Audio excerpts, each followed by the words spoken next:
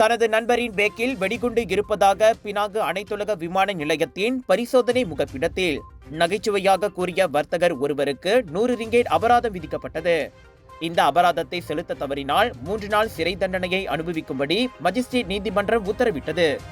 Magistrate சியா ஹுய்திங் முன்னிலையில் குற்றச்சாட்டு வாசிக்கப்பட்ட போது 64 வயதுடைய எங் காக்யோ குற்றத்தை ஒப்புக்கொண்டார். மார்ச் 11ஆம் தேதி இரவு 10:30 மணியளவில் பினாங்கு அனைத்துலக விமான நிலையத்தின் அமைதியை சீர்குலைக்கும் நோக்கத்தில் அறிக்கை வெளியிட்ட குற்றத்தை எங் ஒப்புக்கொண்டார்.